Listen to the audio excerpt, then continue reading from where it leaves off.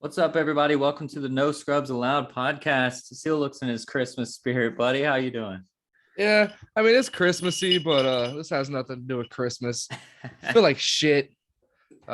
Jaguars ass 20-0 by the Titans, who defense is good.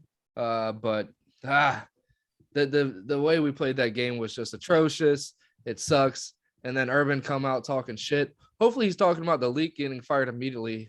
Hopefully he's the leak and he gets fired immediately and he's out the door. But I think he's pretty much solidified that after today or yesterday, now that you guys are hearing this. Right. Lambo, our kicker, who's pretty much been goated, him and Scobie are probably going to be the best two kickers of all time in Jaguars history. I feel like Lambo is probably more solidified because of the high pressure 2017 kicks he had to make. And Right. Scobie's probably got the edge on him just because of his longevity and the Colts kick that he made to beat Peyton Manning. The one time we beat Peyton Manning, I think in 5 years.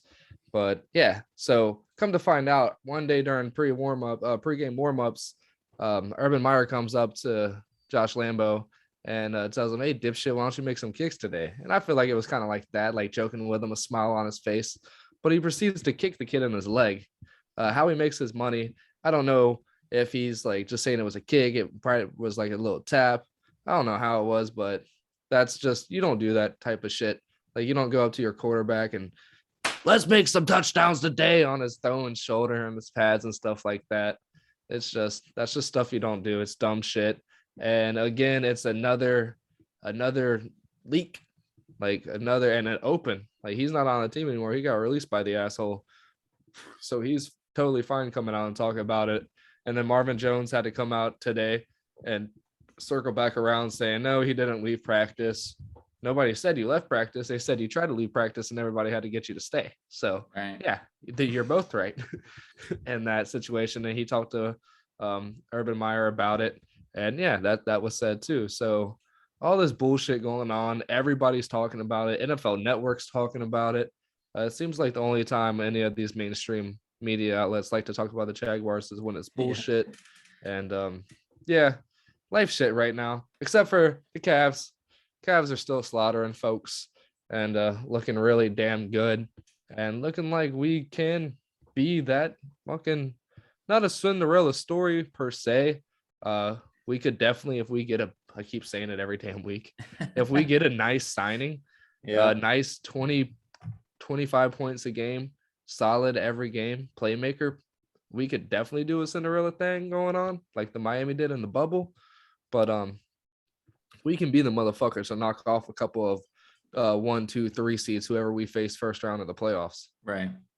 Yeah, and if you guys get like somehow out of nowhere get like a 4-5 against like the Hawks or something, you could, or not the Hawks. Yeah, the Hawks. You could like run that thing. Maybe the Knicks, whoever's up there.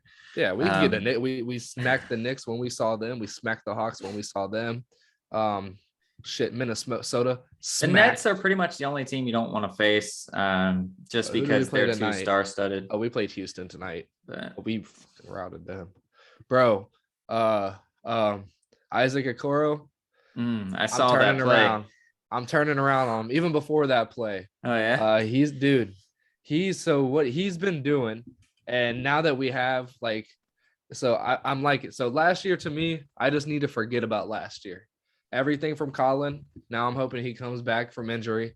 Baby girl, he could get that 20 points for you. He showed me their new mixtape icon jersey, whatever the teams are calling them this year. We're calling them in our mixtape jersey. She's like, yeah, this one's available. And it was a Colin Sexton. I was like, absolutely not. Still to this day, I won't get his jersey, but I'm down for the dude to rock on the team and be a core part of this team. And what Isaac's able to do, now we're like, all right, listen, we know our offensive game plan. You don't have to put up 20 a game. If we can get 15 out of you, that's fine. But we're not going to put you in a position to have to get 20. He's getting on their best score for the last 2-3 weeks and shutting them down, like shutting down their primary offensive weapon.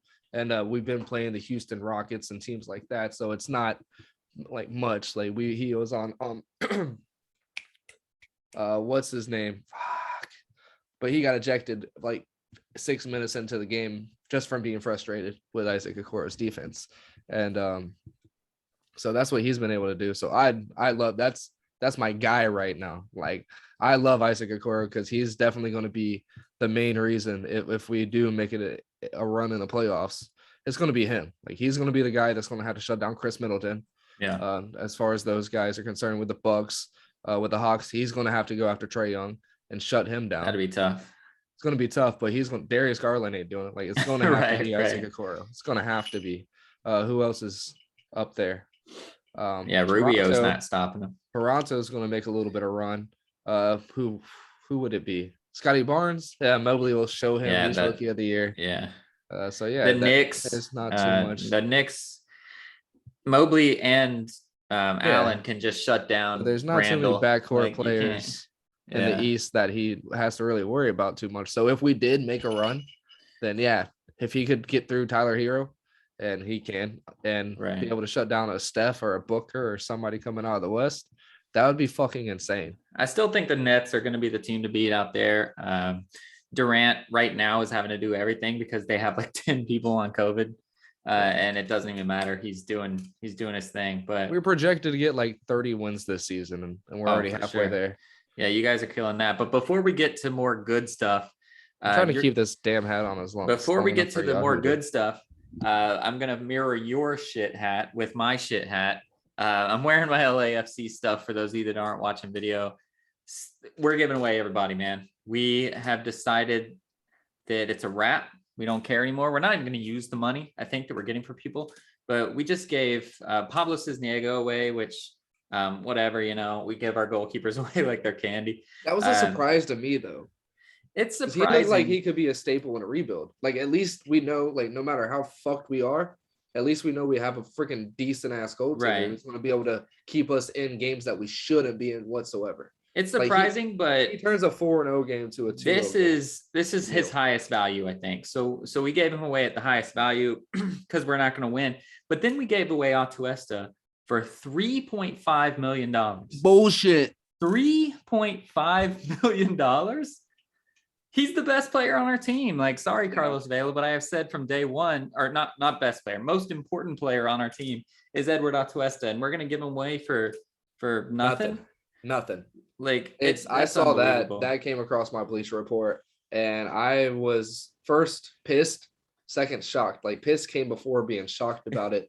Because they are just literally Oprah Winfrey in that shit right now. And I wasn't really too shocked by it at first. I was more pissed than anything at the price. You could easily got 4 times that at least, for sure, at least. And just to give nothing, and knowing that 3 million can't get you shit right now, it's annoying as fuck, considering he's the guy on the team. He's the locker room guy. He's the captain. He's the LeBron James for our team. He runs that offense. He helps that defense. It's insane what that kid's able to do on the field. I hate that I'm at that age. That you kid. Can call those guys kids. Yeah.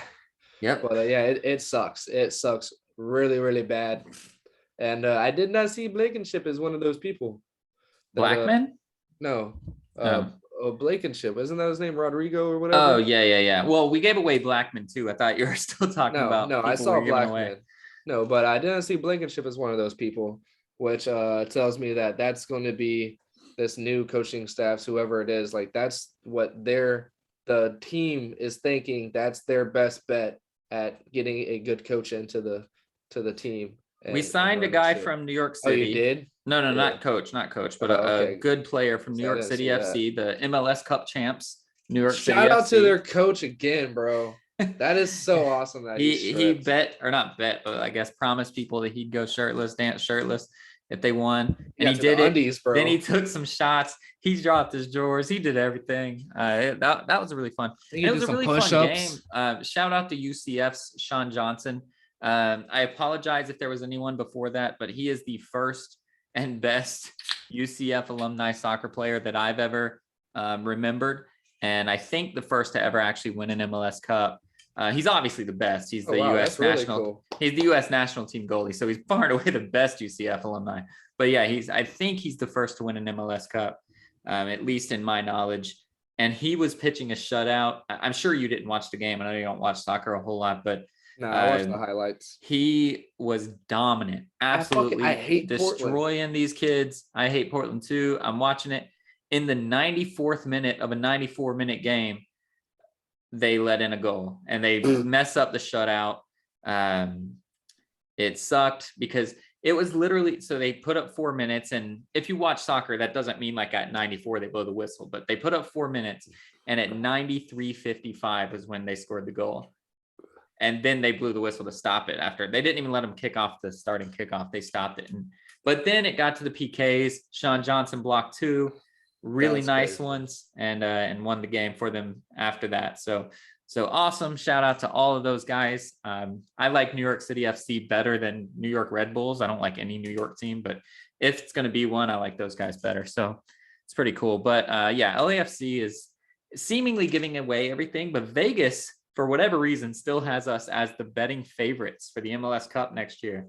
So either one, Vegas hasn't figured out soccer yet, which is possible, or 2, they caught wind of a signing that we're going to be making in a couple days that hasn't been released yet. Because for us to be ahead of Seattle, for us to be ahead of New England, for us to be ahead of Portland, which we both teams that were in the finals, both teams that were in the final, like any of those, like it's dumb that we should be ahead of them. So either Vegas hasn't figured out soccer and we can just get in on some bets and win some things, or they just they know that something big's coming. And I hope that's what it is. It's something big's coming, but knowing our front office, it doesn't seem like something big's coming.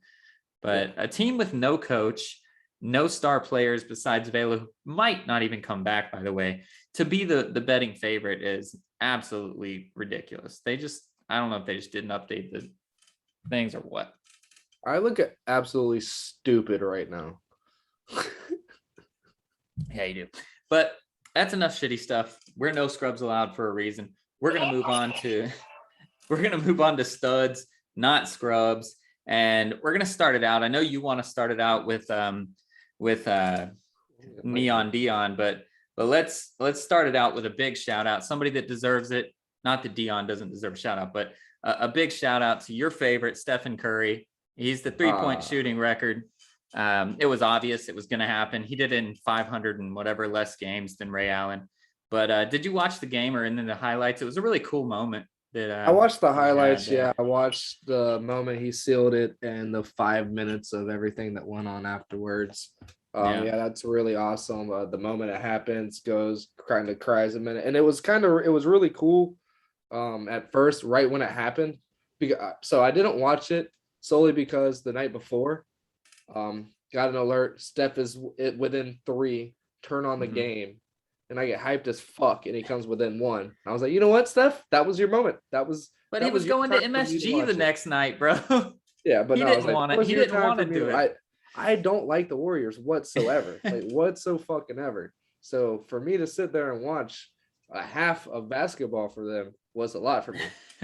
So he came within 1, and I was like, yeah, nope, that was your shot, my guy. When he didn't do it in Philly, I knew he was waiting for New York. There was no way what was it? Detroit? Who did they play before? No, Indiana. Was it Indiana? No, I think it was Indiana. It was Indiana. Yeah, so like I knew he wasn't going to try to do it in Indiana. It was either going to be Philly, which he tried in Philly and he sucked. And so I knew he was going to wait till MSG. Yeah, I like that he did it in the Garden. That's really cool. It was awesome. It was funny. Ray Allen was just kind of, you could tell he was a little salty. Oh yeah. And Reggie Miller was ecstatic, excited about it. And when they gave him the jersey with the number on it, Ray was just kind of like, yeah, take that shit, bro. Like, I looked for that hat though that he wore in the post game, the 2977 and counting hat that he wore. Yeah, but so far it's not being made. But I'm sure the Curry brand will release it. It's probably going to be on the NBA shop or the Fanatics website. Well, it's probably his right now, so he either has to release it to be sold by Under Armour or whoever he's partnered with, or he'll release it under his own Curry brand. You think that was like a custom made? Yeah, but Under Armour is going to say, yo, we can make money if you let us sell this thing, and it'll be on the market. It's probably on the market by now, but I looked. That jersey will definitely be on the market too. I looked after the game and it wasn't yet on the market because that's a nice. I don't know. Maybe that jersey won't be. How many times have you seen like the touchdown records or jerseys, like custom jerseys like that, number Yeah, one draft picks. Like you would that's have to true. custom make it, and I don't think you can get 4 digits on the number on the jersey. That's true. That's true. Yeah, I don't think the jersey will be for sale, but there will definitely be hats. And I don't want necessarily a Warriors hat. I don't want a Steph Curry hat, but the 29.77 and counting was pretty cool. It's a cool looking hat. So I looked for it. I turned down a Ducks hat the other day, and I thought of you, by the way. Not because you like the Ducks, but because you get hats for teams you don't necessarily care about Oh sometimes. yeah, and And the hat's cool, and yeah, it's gonna have meaning to though for the well, most we part. just we went ice Doesn't skating, always. and Always have to be cool. the Ducks like people were there, and they were giving away free Ducks hats, and it wasn't the coolest. I wouldn't have worn it. It wasn't the Yeah. best hat in the world, but I mean, it's cool to have. I turned it down. So Yeah, you're crazy. Quiet. I only have hats for Quiet. teams I like Quiet. so far. But I tried to wear my Red Wings hat the other day, by the way, and Courtney poo-pooed it. She said that Oh, so you broke up with her. Congratulations, you're single. she said that it's not a good looking hat. And I was like, who am I trying to impress? Well, then that's team. when you tell her, well, why don't you buy me a good looking Red Wings hat for Christmas? Right. I said, this bitch was $10 on a clearance rack. I don't care if it looks good. You It's my think only my Red thing. Wings jersey thing is good looking? Absolutely not. I It's literally, hot as I was buying my Dodgers World Championship hat at Lids or wherever it is. Shameless plug for Lids, I guess. And they had like a clearance rack where they were like, if you buy a hat, everything on this rack is $10. And I was like, the only thing got about Red Wings. Lids that sucks. Oh yeah, by the way, fuck UPS. They suck. I hate UPS. I've had the shittiest 3 days with UPS. Yeah. Guilty plug for them. Fuck you, plug for UPS. They're the worst. If you're able to go through FedEx or any other fucking thing besides UPS, they fucking suck. Anyways, I digress. Lids, it depends on the people that are there at that point in time. That's true. Lids can either be the best fucking place to buy a hat, or I'll just order one online. I don't have time for these dumb kids right now. Yeah. Like there's been like 3 or 4 times I've went in there and fucking mint, as the kids would say nowadays. Like my experiences were awesome. One Christmas, the day of a Christmas party, I finally figured out what I wanted to get for my friends, and I was like, fuck, there's not a Lids at this mall anymore. So I called the Wellington one. They had 2 left. I was like, can you please, I'll give you my credit card information. Now they're like, we're not allowed to do that over the phone. I have to wait till you get here. I was like, dude, listen, I do not have time to wait. I promise you on my dead dad, my ball, anybody that's ever meant anything to me, I promise you, I am on my way. I'm on 95. I'm coming right now. I will be there in 38 minutes, my GPS says. So I'll be walking to your store in 42 minutes. I will give you my credit card number. Please let me text it to your phone and you can do it. I give you permission. He's like, dude, don't even worry about a credit card. I'll start it now. And I got there and was able to pay for the shit. Everything was ready to go. Thanked him, threw him $20, left. One day, this dude had a LeBron beanie. It's when he was with the Cavs. Sick ass Cavs beanie. Fuck that kid Logan for stealing it whenever I moved out and I forgot it. But it was a sick Cavs beanie. Oh, it was amazing.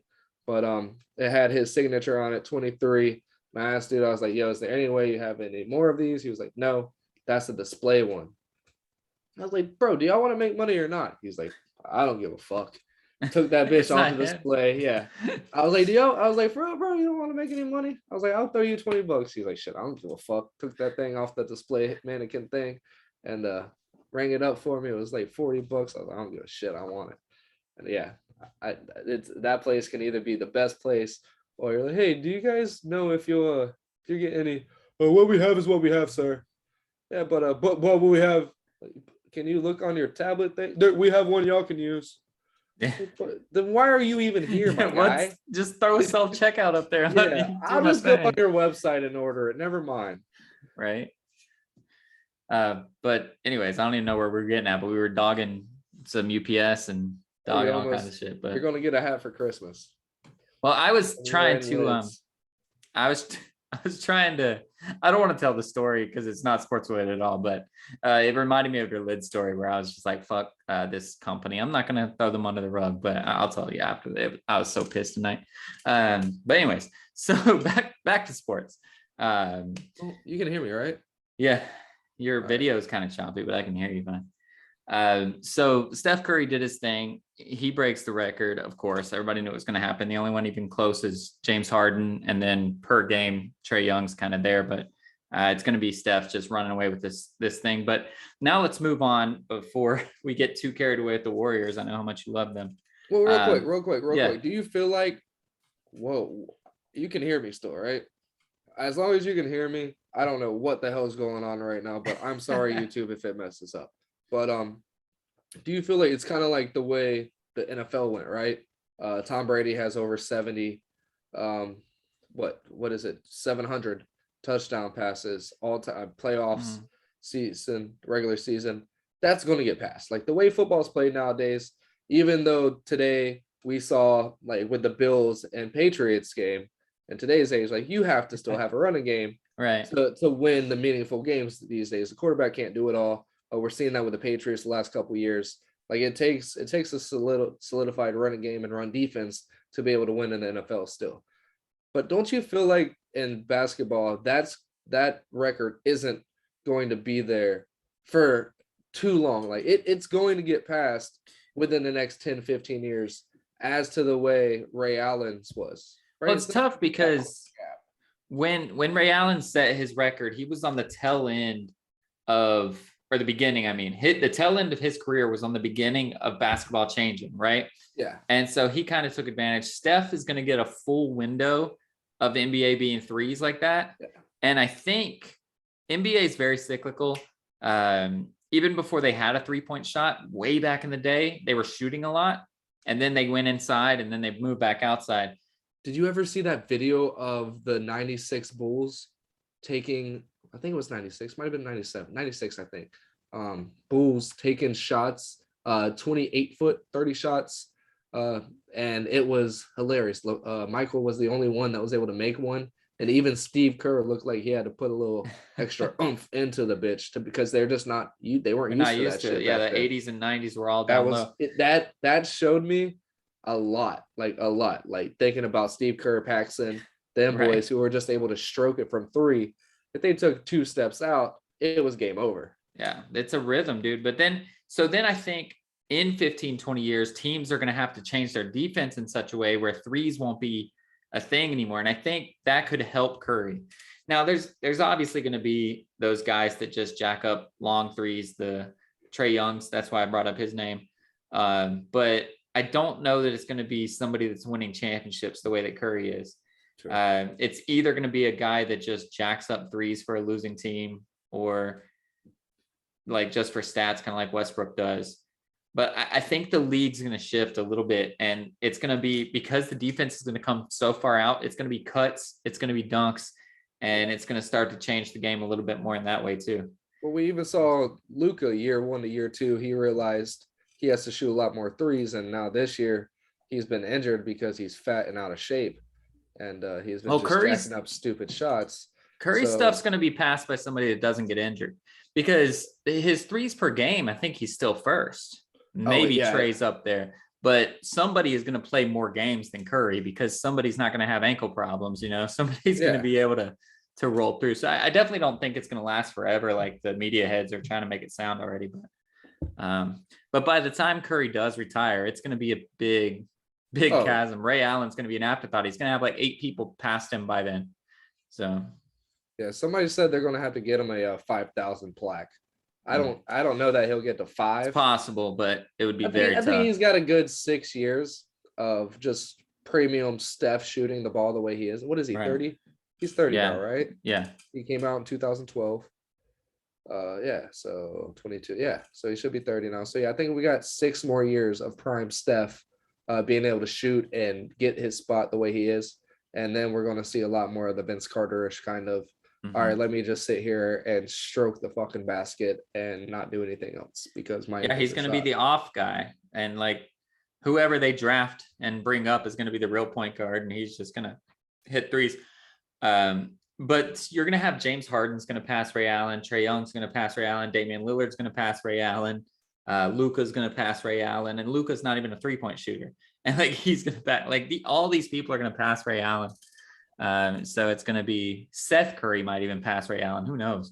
It's going to be sad for Ray. And that's why you have to measure people in generations, because when Reggie was Reggie, he was like the guy, and he was hitting like, what was it, like 100 threes a season, 113 threes a season. Whereas like Curry's hitting 400 now. Yeah. So like it's a completely different beast. When Ray Allen was doing his thing, his best was what, like 280 or something in a season. Like it's unbelievable where basketball is today. And so Ray Allen, but Ray Allen also had that, what you were talking about, the stand in the corner end of the career. Reggie never had that. Reggie stopped when he was done and he left. So I respect Reggie more than Allen anyway. Yeah, I feel like it's something that definitely is possible if, like you said, the NBA doesn't go back in a circle. That big word you said that I don't know. Cyclical? Yeah, cyclical. So I don't know what I would say. I can't say as long as the NBA doesn't cyclical. Doesn't fit there. But as long as it doesn't go towards the way you said it would, then I feel like it's definitely possible. We're going to have guys coming out in the next 2-3 years that shoot and have grown up and done the way of Steph and Ray Allen and Reggie Miller, like the way Steph grew up doing. There's going to be a lot more of those guys coming out. And like you said, as long as they're healthy, it's definitely feasible that somebody coming out here soon, by the time that the NBA does go back, if it does go back to the not too much of the threes, the big man type, getting it done. Yeah, we can get 115 here. As long as we keep them to 90, we're going to win every game of the season type shit. Right. Then, yeah, by the time he gets there, somebody else will be able to get up there near the 3, 4, 5, whatever it might get to. He's going to definitely get over 4. Oh, yeah. For sure. But see, we're already seeing, like, we talked about it last week. We're seeing defenders that can be that guy, and we're seeing the box and one all over the place. You saw that in middle school. That was like the defense in middle school. Some high school, if the coach didn't have like a lot of creativity. But in college and pros, there was no box and one. That's not a real defense. Now it is, because it needs to be. And when there's a guy like Curry that can shoot the lights out, they're going to put their best defender on him and just say, fuck him, like let everybody else beat us. And there's not going to be a guy that's going to be able to do what Curry's doing. Yeah. So I agree. I used to love that boxing one when I was in middle school. I just stand on the elbow because I was not the good defender. So I just stand there like this, like, hey. Yep. I gotta stand on the left block. Nice. Chilling. Yep. It was fun. I stood on the left elbow on defense.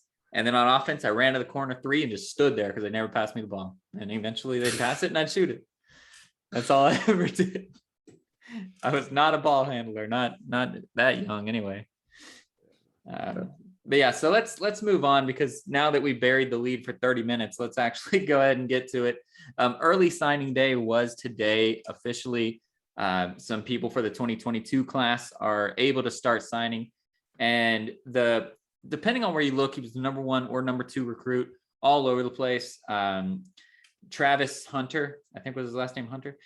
Travis Hunter, he was scheduled to go to Free Shoes University, ready to do it, and flipped on his head, went to the best FSU alumni to ever play the game, Deion Sanders, and go there to Jackson State, which is crazy. So obviously an NIL deal for over $1 million factors into this. But it's the biggest flip that we've ever seen on signing day. And do you think, before we start talking about him and Deion and Jackson State and all that, do you think this is just the beginning of something? These NIL deals make it to where you do not have to go to these Power 5 schools. Absolutely. And I feel like Dabo is a little sour about all this, because he sees the way shit's going to end up going. And it's crazy, man. But yeah, and then I forget who else came out saying that I think it was Lane Kiffin. Don't be surprised when you see these big deals happen for these little schools. Like, they're going to, like, if you don't think Deion's going to be able to get this kid $10 million by the time he takes a snap that's meaningful, you're out of your fucking mind. And Deion probably has companies that are able to, like, under the legalities of the NCAA's NIL shit, that they can go ahead and give him a couple nice meals for a shifting over. And the best cornerback to ever play the game is going to be able to coach you up. Right. And the kid is a cornerback, just for you guys wondering. The Travis Hunter kid is Travis a Hunter, cornerback. he is a cornerback. He's number one quarterback, obviously, cornerback. And he's when you're a number one and you're not a quarterback, a running back, a linebacker, or some kind of lineman, that says a lot about you and your skill set. And yeah, I'm excited for this kid. I'm excited for what Deion's able to do. And I think that solidifies Deion there for at least another 5 years, right? Well, that's the crazy thing, because Deion would not leave unless it's to go to FSU, and they just extended Mike Norvell for some strange reason. Yeah. I don't know why they did that, but Deion, like, sure, he's prime time. He wants to do his thing. But why leave Jackson State unless it's to go to FSU? I could absolutely see him go to coach at FSU, but nowhere else. Like, why? I'm getting the number one recruit right now. Like, same reason Penny Hardaway is going to stay at Memphis. He doesn't care, dude. Like, yeah, and I think this is bigger than all of that to Deion. He goes around in his conference, and he's seen the surroundings and what these kids have as far as training and shit like that. And he tries to help these schools that he plays, like these schools that he is paid to beat.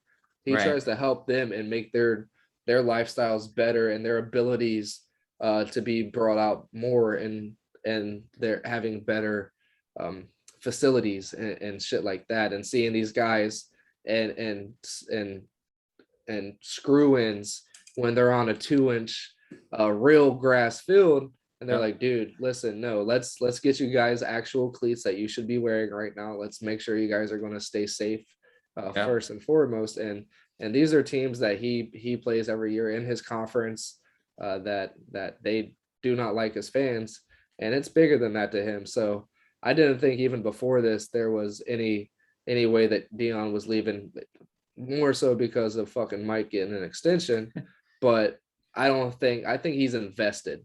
Like, the type of person Deion is, he's still able to do his NFL talks, his personalities and stuff like that. So he's living life. Like, he's living large, and he's able to give back and teach kids and help out and put a handprint in these people's lives. And it's one of the most influential people ever doing so. And I think he could end up being a lifer there. I mean, the guy's already old, like old to us. He's like 50, 55. Right. So it's not like he's going to be coaching for 40 years. Right. He's probably and it's the first of many too, because I don't know what the odds are. I don't know if Vegas has odds. I know Vegas doesn't have odds, but if there were odds makers, the odds would be pretty low. I can see more people like the Chris Pauls and such going to be a coach at an HBCU. Chris Paul is just the first one off my head, because he is just touting them. He wears the shirts. He does everything. He's trying to help. And these guys want to shake things up. You know, if you have to go for a year somewhere, why not go for a year somewhere you're going to enjoy, and bring the program? Anybody can win. Anybody can make money. Might as well go where you want to go. And he just went 11-1, won their conference. Did as he much has a as bowl he game could. coming up, right? Did as much as he could so far with that. So I don't see him stopping, like, until that HBCU is probably a Division I school. Like, he's going to take that program places in the next 10 years, and I don't see him going anywhere else. And maybe he'll do 3 or 4 years at FSU in his latter years, just to say he did it. Right. But there's no reason whatsoever for him to do, because he's so invested in these kids and that area, and how, excuse me, I don't know why. I mean, I know why. I've chugged like 5 beers in the last 2 hours setting up a Christmas tree. I'm gonna start getting real ones. But he's so invested in this HBCU and that community and the culture that it brings, and I love it. Like, I absolutely love it. I would be one of the 30 white guys if I could go back and go to college. I would definitely be going to a HBCU and being one of those guys, because it's awesome. Like, it's absolutely amazing. I don't come from the best part of Jacksonville. A lot of the people around me were black. I see my Facebook statuses all the time. I'm like, I remember the good old days. But I mean, my terminology back in the day is not politically correct these days, but the way I was we make raised it big. Don't like go that. Check our Twitter and stuff. But back in those days, I had no fucking idea what an HBCU was. I was, what is Me that neither. Yeah. what is that, a RAM hard drive thing for a computer? So like Well, and to the preface this, I mean, we spotlight grew he's up, put on. we knew about Bethune-Cookman. We knew what Bethune-Cookman Yeah, was because they were right up the road from us. But like we didn't fully understand it. yeah, They don't FAMU, teach you that yeah, stuff. but Yeah. like I for one always wanted to go to the Florida Classic between Bethune-Cookman and Florida A&M. Had Mm-hmm. no idea what it was. I just knew it was a hyped ass football game, Right. and it got lit. Like it was live, and I had no idea. Yeah, that's two HBCUs. Like I had no idea whatsoever what that was, and I love the spotlight that he's been able to shine on it. Jimmy Smith followed him for a long time. Jaguars legend. Had no idea he went to Jackson State. Now he's enshrined in their Hall of Fame Ring of Honor thing that they do there. Like it's Right. awesome, the spotlight that's been brought on in the last 2-3 years of Deion taking on that coaching job, and now it's starting to reciprocate. Hey, to Deion getting these big time players and going to 11-1, going to a bowl game, doing all these things, and now getting the accolades as the coach that he rightfully deserves, just for what he's been able to do for the kids, not only on this team. Absolutely. It's really cool. And it's exciting to see. I want every team in every college sport to be good. I hate these, like, no I offense. hope he does it I hope he doesn't get paid. Like that would just be fucking all of his contract, icing on the cake. all of his salary goes somewhere else. That'd be amazing. But like,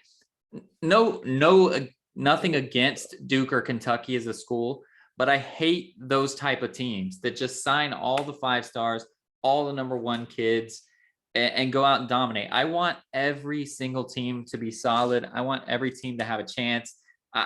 When I watch college, obviously I cheer for UCF, but when I watch college games, I watch it because it's passionate. I watch it because kids love their games, love their teammates, love their stuff, and so it's really cool. But that's not the only 5-star that got signed today, and it's not the only flip that came today. The state of Florida has been kind of in disarray with recruiting. It hasn't been all that good, but the Gators got to flip the top safety in the league. One of the hottest hittingest safeties in the league. Kamari Wilson flipped from Georgia to Florida, which is huge because, as we said it last week, you saw all the people we lost, and it makes us look kind of shitty for a little while. But you haven't yet seen the wheels start turning. So to get a guy like Kamari Wilson, the best safety what I saw out there, what's that? Monday Night Football, Marco Wilson, right? Kind of got shit on a little bit there at the end of the game. He gave up 2 touchdowns, but those touchdowns were put in spots, bro. But he was in the 6th round, and it was because he threw a fucking shoe. You don't throw who throws a shoe? Honestly, is what I said on this podcast when he did it. Yeah, pivotal time, and he dropped for that. And these announcers had everything great to say about the kid. So that just reminds me, like, the downfall we had from last year to this year in our defense, and how many big names we ended up giving up. Yeah, so to be able to flip a 5-star, the number 1 safety, I think he's number 13 overall, but the number 1 safety that was out there today is huge, and you see that the wheels are already turning. I love it. UCF almost got a 4 to 5-star, depending on where you look. We were in his finale. He ended up choosing Alabama because who doesn't? But that was annoying as shit. But UCF is getting looks. We did get a kicker named Boomer, which is awesome, just because a kicker named Boomer is awesome. So I hope he's good. Getting a lot of the high-end 3 stars too. We got a 4-star so far, which is good. Early signing day to get a 4-star. We're happy with it. There's 3 or 4 like 3-4 stars. Like, who the fuck was judging these guys? They're definitely 4 stars. It's one of those, if they signed with Alabama, they were a 4-star, but they signed with UCF, so they're a 3-star. We're starting to get a lot of the Sanford, going back to getting the pure guys, the guys from around. Got a couple Texas guys, got a guy from Indiana, but you see a lot of Florida on there, a lot of Central Florida, and that's getting back to the old ways. And a lot of people, a lot of the media guys around UCF are really excited about today. And Gus, apparently Gus was giddy as shit. Talking about the signing class that he's looking forward to and that he's seen so far and what he's expecting to happen here in the next couple of weeks. And And you got to be And then really with the happy going transfer forward. portal with Bo Nix and what's their running back? Tank Bigsby, they're running back in the portal too. So we haven't got them yet, but they played under Gus Malzahn at Auburn. So to potentially land guys like that in the transfer portal to go with these signing days, we're in the top 50 already, and it just started and we're in the top 50. We should be going up. The only team above us right now is Cincinnati in the group of 5, which makes sense, So if we can come up, if we can catch those guys, if we can be first or second in Florida, I still feel like Florida State's going to drop. I think they're 11th right now, but they're gonna drop. Have they already dropped? No, I don't know. I haven't looked at the rankings. But question: does the Big 12 start 23 or 24? 24. Okay. So we got a couple more years, but so like we're gonna next year moving up. It's gonna be next great. year is going to be the 4 stars and hopefully getting a couple of 5 stars. And if you're not, then you're like, oh fuck, we're in the Big 12 next year. We need that's why you're kind of hoping this year to get a couple of those guys. So when you're there, you have some juniors who are ready to go. That's what Gus is going to be telling these kids. Gus is going to say, listen, if you come here, your junior year, you're going to be competing in the Big 12. And like you could be the first class of UCF in the Big 12 and just take us to stardom right away. Like that would sell me. I'd be like, okay, hell yeah. I got to go through a couple of beat up on these AAC kids and then let's get in there when I'm a big boy and let's do it. Yeah.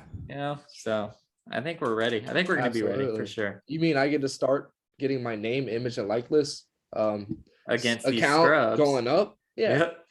And then when I'll play ECU right now, get my name Showtime, and they're like, "Yo, you're a junior. Let's get you paid, bro." Exactly. My apologies. Exactly. Yeah, that'd be awesome. So we're excited about that, but one thing we're also excited about as Gator fans. Again, I have to juggle not being a Gator fan with being a Gator fan for a week, but I was very excited. I had to put on my Gator hat today and dance around the room because Emory Jones is heading to the transfer portal.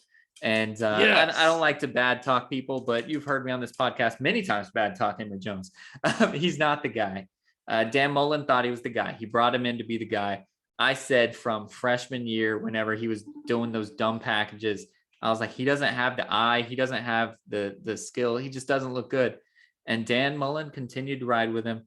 As soon as Dan Mullen's gone, there goes Emory Jones gone too. So I'm very happy. I'm very happy that he decided to leave. I don't know where he's going to go, and I wish him the best of luck. I hope he goes somewhere. I hope he runs for 1,000 yards because we know he's not going to throw for 1,000 yards. So I hope he runs for 1,000 yards, but somewhere else. I hope he goes to like Carolina or one of those teams that are really good, but they're nothing. I feel like somewhere. Well, did you see Rattler went to South Carolina? That's awesome. Good for him. Yeah. That's we great. Get to play him. My GM's part of South Carolina. He went there. He's an alumni there. So he said, I love it. I'm at the age now. Oh, you alumni of Florida? No, more so UCF. Yeah, I did a smart thing. I lived right behind UCF campus, did everything the kids did, but didn't spend $35,000. No, thank you. I'll invest that shit somewhere else in my lifetime. That's what I just tell. Literally, I've had like 4 people text me and go, "What are you doing for the game? Like, who are you cheering for?" I was like, "Who has 35 grand of my money right now? That's what I'm cheering for. Let's go." I love the Gators because I grew up 45 minutes from there. Exactly. They didn't take my money. I went to one game. Like, they didn't take a lot of my money. I went to Tebow's last game though, so worth it. That's great. The one game I went there as a Florida State fan. Oh yeah, because you were a little fat Florida State fan. Yeah, I'll never forget showing up the next day and giving what was Riddick's first name? Todd Riddick. Yeah, I gave Todd Riddick because he was like the only other FSU fan that went to Penn Isle. Yeah, I gave him all of my Florida State gear and and we had a celebration because Florida won that game, right? Oh, 42 to 12. Yeah. 42 to 12. And my dad told me after that game, he's like, "Listen, you want to stay here and celebrate?" And I'm looking around all these college girls in their Gainesville butter bread, freaking Daisy Duke shorts and shit. I'm like, yeah, I'm a 13. Like, my thing hasn't went down yet. Right. Let's stay. And so we get back to the Blazer, and he opened up the back hatch and had Gator shirt, hoodie, and hat. He was like, "Take that shit off." And I took off my Florida State, and I had on Florida. He didn't know at the time, but he stopped. He saw what I was wearing. He told me he was going to go to the gas station real quick and ran to Walmart and got me some Bobos. They make your feet, but got me some all black Bobos to change out of my. Do you remember my Nike The Garden and slide Gold? things? No, my no, I did have the slides too, but I had the Garden and Gold Nikes as well. No, I don't remember. But he Those. didn't know that I was going to wear those, and when he saw my outfit, hauled ass to Walmart, got me some Bobos on because he wasn't. Nope, head to toe, had to be in Gators. Nice. Had my jeans on, and everything else was Gators, and some Bobos. But from then on, I had to be. My family would have disowned me if I ever even attempted to cheer for Florida State. Growing up, my mom was a Bulldog, he was a Gator, and I don't remember when I became a Florida State fan. I just remember I was a Florida State fan. Just thinking back to the asshole that I am, I just feel like they were that and that. Yeah, I'm gonna be something else. And was like, look it up. Yeah. Yeah, you were just the rebel, man. That's all you wanted to do. But in my grandpa's, I would not been allowed to go to my grandpa's house if I would have been trying to cheer for Florida State. Not at all. But I love the man, so rest in peace. So moving on, signing has started. People are going to be doing some signs. We'll have to talk about them, but obviously college football is not yet rolling. We will get to talk about the Gasparilla Bowl next week in more exact terms because it'll be played right after we talk. Under on people dressed as Santa. I'm gonna say 30. As long as one gets punched out, I'm happy. Oh, that's rude. I don't like people that dress as Santa. I wanted to pay my phone bill today, a day late. You know, I always like to do that. I wait till that. You always hit me up on Facebook so that I know that you don't have a phone. Yeah, but I didn't do it today. I knew I was about to go out and pay it once I realized. She woke me up and told me at like 11 o'clock. She's like, "Our phone bill's off." Fuck, that is today. But I wish they would text me like 3 days early. That'd be great. Right. But anyways, I went into the booth to pay my phone bill. We just keep giving out these free shout outs. I went into my cell phone place and there was a sign saying Santa will be here Wednesday, the 22nd from blase to blase. And I was like, now, is this the real one or another one of those fake motherfuckers that get paid for it? And dude started dying. Nice. Yeah, there will be a lot of Santas. It'll be pretty crazy. Although when I went to Phoenix for Halloween, there wasn't a lot of crazy Halloween costumes. So really, yeah, maybe not. So let's move on real quick to the NFL because there is a couple of things that are happening in the NFL. And to start with, the favorites to win the Super Bowl. I don't know if they were the favorites to win the Super Bowl, but the Arizona Cardinals. Arizona Cardinals were number one. They lost. They're down to number 3 already because of tiebreaker. But bigger news: DeAndre Hopkins is out for the rest of the week. Season. You think that's the season? You said week, season. Or sorry, yeah, the rest of the season. I thought you were saying like he's out, like it's done. That's their season. Their defense carries them, but they didn't look good against the Rams. What do you think's going to happen? I mean, they've been a surprise all season. So let's start with this real quick before we get to there. Their defense, the part of every team in the NFL right now, is going through a lot of COVID. There's like 170 something people on the COVID-19. Yeah. There was 70. List. I think they said like 78 in 2 days. So the Cardinals this past week were dealing with a lot of backups, and a lot of teams are doing that. The Browns just had 18 put on. It's crazy. It's absolutely insane what's going on with all that. But yeah, that game was hard fought, and you could see in D-Hop, he wasn't running the clear routes. Right. Yeah. Even when he went up to get that one, he was balling in the first quarter though. Yeah, after that one amazing catch right after his first drop of the season, which is a fucking mind blower in itself. That when he came down from that, he didn't look excited to go get that ball. Usually he'll do his let people know, I'm the shit. He just kind of got up and was like, "You motherfucker," making me go get that. So yeah, you could tell he's playing really beat up. And shout out to Kingsbury or whatever the fuck Cliff's last name is. That's it. Yeah. For shutting him down, knowing he has Moore, he has Kirk, he has AJ Green, who played a hell of a fucking game. Showing I think 7 receptions for like 76 yards, and he in spots they needed receptions. A couple third. Connor stepping up in the receiving game. Next year Connor's my number 1 running back pick. Like first running back I'm getting. Going Devontae number 1. That's my guy. I don't give a fuck. It's my guy too. Devontae number one running back. James Conner. Jonathan Taylor might be my guy. Jonathan Taylor won't be there if you go Devontae number 1. Yeah. That was a steal at pick 10. I think he was my second running. No, he was my first. But yeah, James Conner's that dude. But yeah, shout out to that organization. You see a lot of organizations, Lamar, trying to play, and then ended up tweaking that ankle, and that's like, yo, that's my 6th injury. I'm done. Like, I'm fucking done.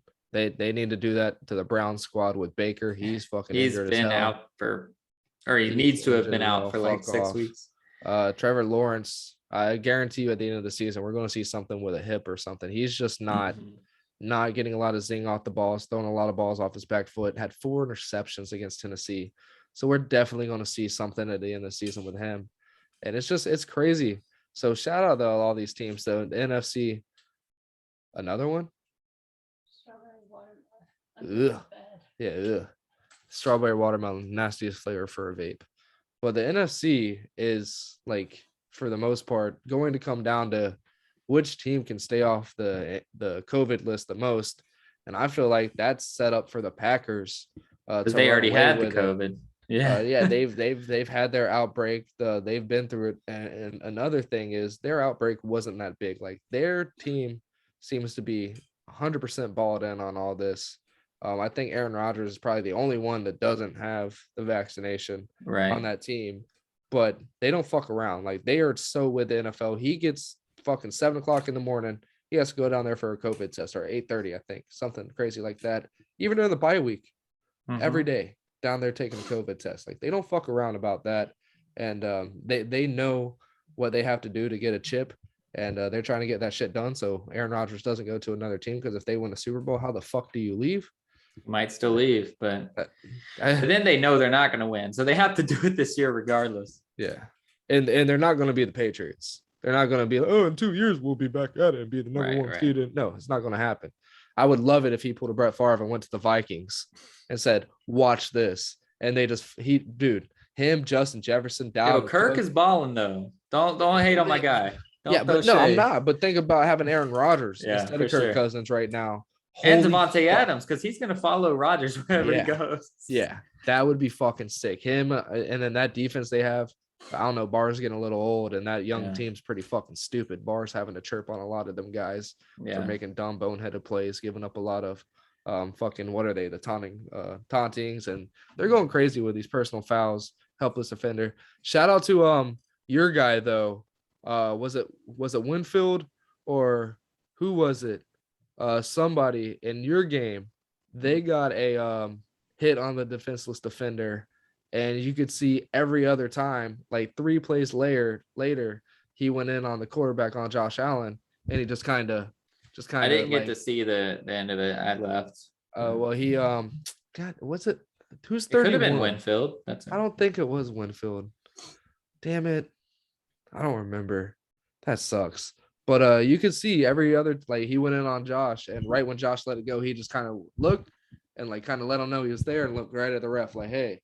And then on the a play after that on the receiver, he kind of let up and batted the ball and didn't go towards the body again. But these defenseless penalties and tauntings, they're a little stupid and out of control.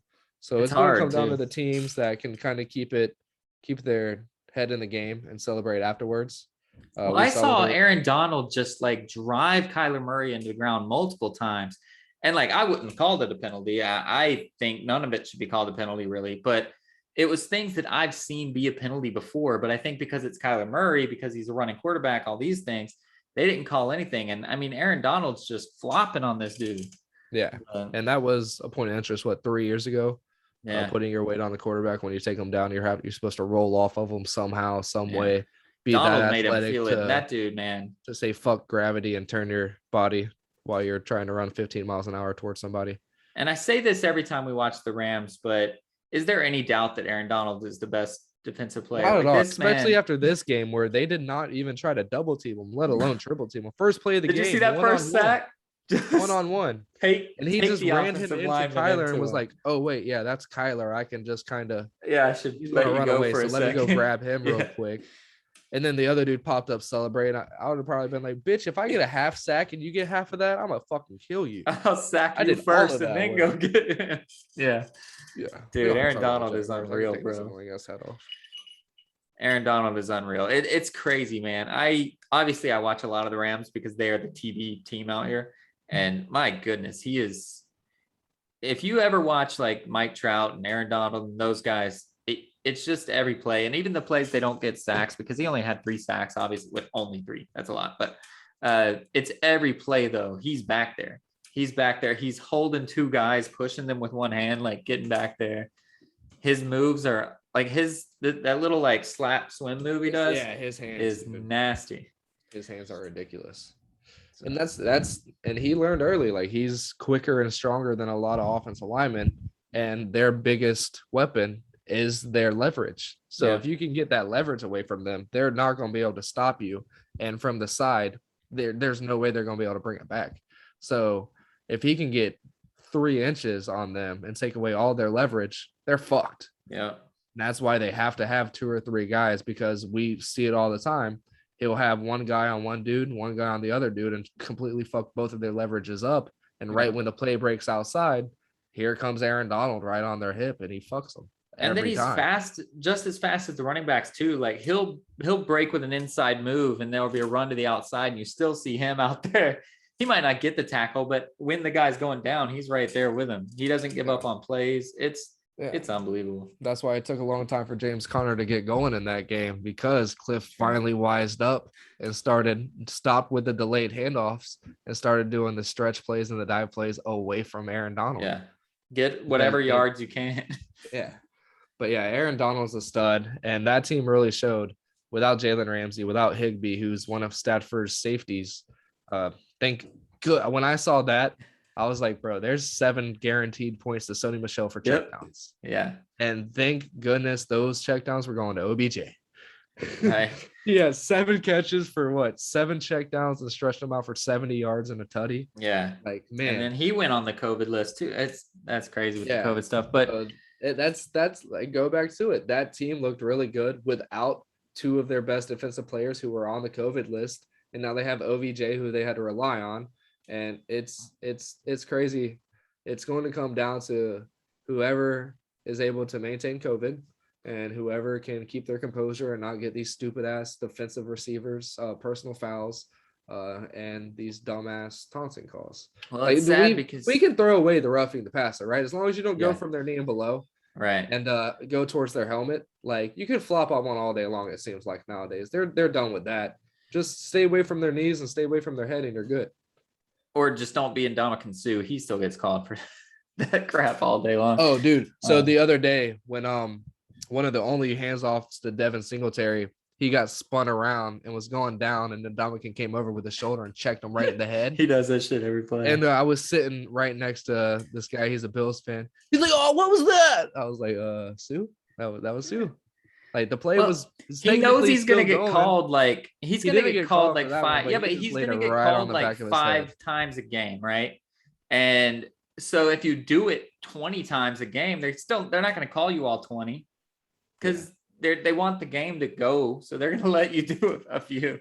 Yeah. And that's just the way he plays. He steps on people's heads. He does all kinds of stupid shit. You guys are there for it. What? Awesome. You guys are there for it. Like, you guys encourage that shit. Be like, hey, do your thing, bro. Hey. Arians don't care. Arians like, hell just no, win, baby. If you give up 15 yards on 3 different possessions and they get 10 points out of it because the rest of our defense is going to stop them, you don't give a fuck. We're going to score 30. As long as those plays that you do intimidate the fuck out of them and they have to run away from you into Vita Vea, we're fine with that. The only time he doesn't want to be on 3rd down. If you do it on 3rd down and give up a first, he will chew your ass out. But if you do it on, he's first got a down, lot better. Whatever. He's got a lot better with that. It's because he's like 75 and he's gonna have a heart attack. Oh yeah. Speaking of age, Deion Sanders is 53 years old and he makes 300,000. Damn, good for him, man. I mean, he has so much money; it's not even funny. But yeah, that's awesome. I'm glad he's not going for that multi-million-dollar FSU deal right away, because it is there. You know, anytime he calls up their AD, they'll fire Norvell the next day and bring him in. So it's really cool that he's not doing that. So before we get out of here, speaking of football, speaking of all these guys that are going to be our picks, both of our teams sucked in the league that we decided to play. Seal's team was like the worst in existence for the first half of the season. Mine was somehow first place.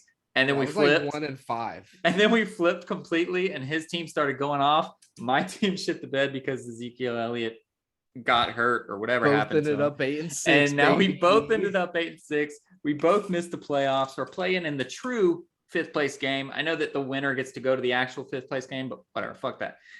We're playing for the fifth place game. We have 2 weeks, so you'll hear an update next week to know where we're at. Yeah, But and in my money league, I am finally the first time being in this fuck ass league. I am finally on to the second round. I'm playing the number 1 seed, which is the dumbass fucking commissioner who fucking has finally cheated his way to a 1 seed. He usually doesn't make the playoffs, but our biggest shit talker, Andy, didn't make the playoffs this year. So I'm fine with that. But yeah, I'm excited to be playing you. We get to. I don't think there will be too much shit talking. well, We both my know team we is suck. trash. Yeah, we both know we suck. I'm hanging But on. if I to win, Justin I'm still Jefferson. gonna talk shit, bro. I'm hanging on Justin Jefferson and Dalvin Cook, dude. But no, my money league. The only thing that sucks, I have Jonathan Taylor, and I like to ride Michael Pittman lately, but they're playing the Patriots, so I can't start Pittman. So I really have to hope Jonathan Chase snaps.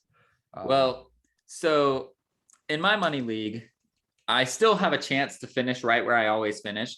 So the way we do my money league is third place gets their money back, second place doubles their money, and first place takes the rest of the winnings. I have finished fourth place 3 years in a row. I skipped last year because I said, fuck COVID. I'm not trying to deal with all that with fantasy. So going back 3 years in a row, I have finished fourth place.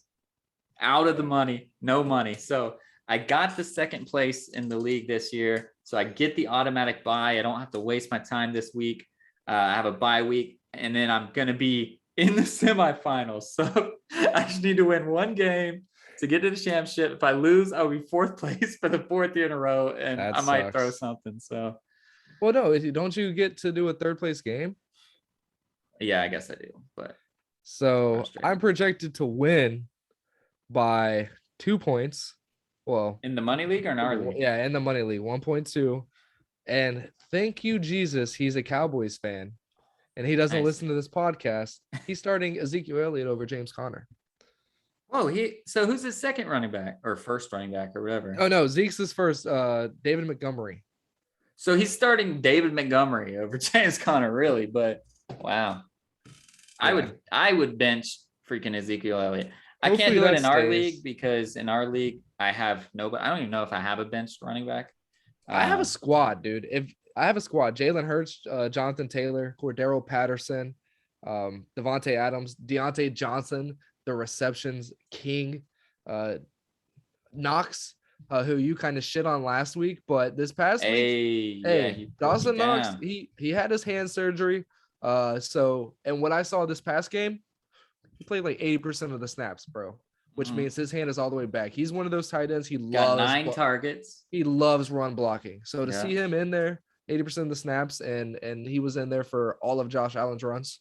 They didn't really hand the ball off at all in that game, but they did in the 4th quarter a lot, which ended up fucking them there at the end. They were able to get you guys a little bit, but yeah, seeing Dawson Knox come out there in the run game and be able to get some blocks going, and he was doing a lot of no routes, kind of chipping because you guys were sending 5-6 guys a lot of the second half, and he was in pass block support a lot. So I like to see that. His hands all the way back. He's the guy. He's going to go back to being the number 1 tight end. I don't see Kittle and Kelsey. Kelsey hasn't been doing so much, but Kittle's been going off the last couple of weeks. Yeah. So Dawson Knox is going to go back up there to being a top 3 tight end here for the playoffs. So you have him, right? In your money league? I have him. Thank you, Jesus. Jamar Chase is my flex. I got Tampa's defense against the Saints. They don't have shit. You guys are going to shut down Taysom Hill. Alvin Kamara is going to get a couple touchdowns, but after you guys get 4 or 5 sacks and an interception or 2, I'm going to finish that game with 8-9 points with them. And I got that man, kick your ass, Mr. Bass. Nice. I used to have him. Dude, that's my guy. If I don't finish in the top 2, if I don't make it to the championship game, there's something afoot. Let me read you my team in my money league. Real quick, on his team, so I told you his running backs, right? He has Keenan Allen, not scared of whatsoever. They're going up against Kansas City. So that's a team that they're going to have to use a lot of Mike Williams and that other guy who's been playing Javonte Graham or whatever his name is. Why? No, KC doesn't weird have guy. cornerbacks. They have No, but Tyrann Mathieu is going to sit there and make help sure over Keenan on Allen, the yeah, team. Yeah. Keenan Allen's not going to get those 6 receptions for 130 yards and 2 And Jones touchdowns is going to next game. be on Herbert's ass Yeah. all game long. So that's cool. But I am worried about Cooper Kupp against Seattle. That's a game Yeah, I feel like for he could sure. end up with like 12 receptions for 90 yards and a touchdown. Like For just sure. end up with 25 points with no yards. Like just not really snap with yards. Just be the guy that gets fed because it's going to be him and Van Jefferson trying to break off. And yeah, I'm not looking forward to that with Odell out. And the other guy that I'm really worried about, Mark Andrews. Oh, yeah, he's been going. And because they'll have Huntley probably, right? I don't think Lamar is going to make it back. Yeah, and they're playing Green Bay, so that's going to be a lot of checkdowns, a lot of trying to match up against the linebackers and get the ball to him. So he could end up with a 10 reception, 100 yards, 2 touchdown game, and them lose 14-28 against the Packers. Yeah. So I'm a little worried about that, but for the most part, let's get this fucking belt. We're going to get this belt. I don't have an opponent, but my team is Jalen Hurts, Tyreek Hill, Devontae Adams, Najee Harris, Cordero Patterson, Dawson Knox, Jamar Chase, and Amari Cooper. Look at us. If I give up on Amari Cooper, which I have been the last couple of weeks, I have Jalen Waddle sitting in the wings on the bench ready to go. If I don't make it to the finals, dude, I have the most points by far. I'm second because fucking Marco's team is almost gave up on the Steelers. And Deontay Johnson came in at the end and just nice came in at the end for me, bro. And I had Ben as my quarterback because Carson Wentz and Jalen Hurts were on bye weeks, and I was hoping to the Lord Jesus Christ that I would have won by 1.2 points because because I wanted Taysom. He was the top waiver wire quarterback. And Ben got 1.1 points more than Taysom. So if I would have won by 1.2, and he didn't start Taysom, like he's not in the playoffs anymore, and fucking got Rashad Penny. Bro, get out of here! You're not in the playoffs. That's my guy. I hate when non-playoff people do that. Yeah, shit. Like I want him, but he just got Taysom to be an asshole. Started Dak still. Dak got fucking 7 points less than Ben. That's what I did with Sony Michel. Ben ended up with like 29.8, and Taysom got like 28.6 or some shit. So I was just hoping it would have been like that. And I could be like, hey, bro, why don't you suck it from the back one time for your boy? I grabbed Sony Michel just because I knew that the guy with Darrell Henderson has kids and wasn't going to be able to check the news.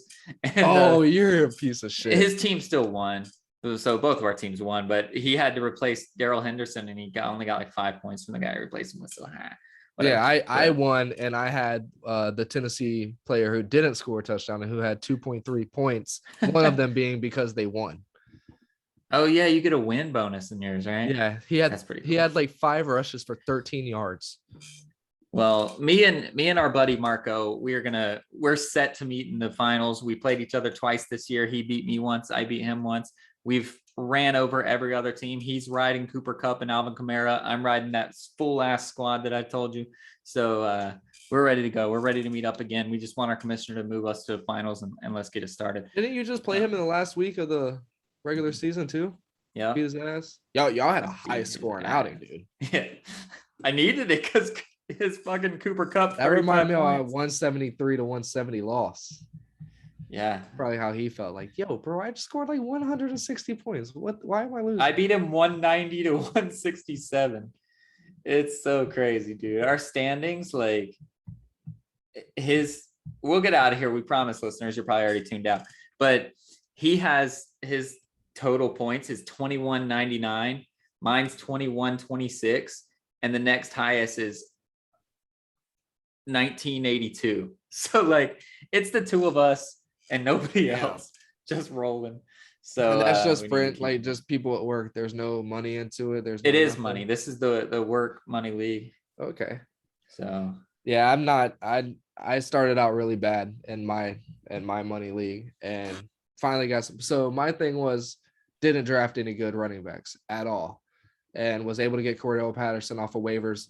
Traded Kittle away. Got Knox off of waivers. Traded Kittle away for Josh Jacobs straight up. And that was able to push me the fuck through, able to have options because I had wide receivers. Like I had Jamar Chase, Scary Terry. I didn't have Michael Pittman. I got him off of waivers, but I had Jamar Chase, Scary Terry, and Devontae Adams, Deontay Johnson. Like I had receivers on lock. It was just I need to find 2 running backs I can trust. And I was able to find that in Cordell Patterson and Josh Jacobs. And then Jonathan Taylor became the number 1 running back in the league, arguably the MVP. But now Aaron Rodgers, which I'm even more pissed off about, fucking Hard Rock app. Bro, $6. $6 into $86. And I got my $6 back. Brady's going to win that. Brady's going to win that. It's a wrap. Aaron Rodgers is back in the lead. In the voting or in the odds? In the odds. Brady's going to win it. No worries. Nothing to worry about. I hope so, because if Aaron Rodgers pissed, I will sue. I will sue the Florida Hard Rock. I don't think it's going to work, but maybe they'll settle with you and you can get a couple $1,000 off of someone. I went on the other day. So like fucking 5 days after the app's already done. So I went on and took my $15 out. I don't know what happened, but they're saying they never got their $15. So they got their $15 out like 6 days later. I want to go on and be like, wait, why are you owed $15? Why do you need $15? My account's suspended. Right? Yeah. So I can't even log on to see why I owed you the $15. I'm about to put them in the fucking probably transaction fees for them giving you your money back. Bro, I had to pay UPS $8 because they couldn't deliver my package twice. I made sure the gate was open. Like I made and you sure had to pay them for that to go pick it up, because the third attempt they resend to sender, and I knew it's the same motherfucker on the route. He's just lazy as shit. Throws a sticker on the gate. Doesn't want to come inside the gate to find my apartment because the gate doesn't lock. I used to get gate doesn't even lock. It's for show. Yep. And he just didn't want to open it, so he just like, oh, this place, throw a fucking gate, throw a sticker on the gate. Tried to deliver. Yeah. I called him up last night. I was pissed. I was like, listen. We are at home waiting on this package. Like, I need this package. It's my vapes. I need my nicotine. This tastes so much better than any other vape. I'm not saying who it is. I'm trying to get them a part of a sponsorship or something. So I'm not giving them any type of credit. It's awesome. It's the best thing in the world. Hopefully I'll be able to share with you guys one day. But until then, fuck them. But so yeah. Don't chew Big Red. And so I called last night and I was like, listen, I want this package. There's no reason for it to get sent back to the sender. Have to wait on my money to get refunded, because your guys will not come into my apartment complex and find my apartment. That's stupid. That's lazy. They're like, well, you have to pay the $8 to pick it up. I was like, I don't have to. Like, you guys should be able to override it. You guys have to be able to override it. There's no way you can't. Like, there's no way in the world you can't say, oh, we're fucking up. Let's let this guy come pick up his package. Right. He's like, nope, I can't do that. I was like, well, let me talk to somebody above you. He's like, there's nobody here. If you want to talk to somebody else on my same level, you'll have to call back. I was like, you can't just transfer me to somebody else. He's like, no, I'm not willing to. And he hung up on me. I was like, you piece of shit. So I went online, paid the $8 for me to be able to fucking pick it up today. When I got there, why do you have to pay $8 to go pick it up? Yeah, right. Just I'm doing you a favor. Yeah. And when I was on the phone with the guy last night, I was like, have you ever went to a restaurant, ordered your meal, and then had to go to the kitchen and get it every time you pay them to do it? Like, have you ever done that other than a buffet? Have you ever had to do that at a restaurant? No. And then you pay them for them not doing their job. Right. Absolutely the fuck not. He's like, well, I'm so sorry, sir. I was like, fuck you. What was your name again? He's like, Brad. I was like, fuck you, Brad. That's like going to the McDonald's and going to that self-service station at the front, and you do it, and then they go, there's a $2 upcharge for using this service. Yeah, exactly. Exactly. What? That's crazy. Yeah, I was so pissed off. And let's fucking throw them in that same category too if they don't want to do a sponsorship. All right, well, let's get out of here.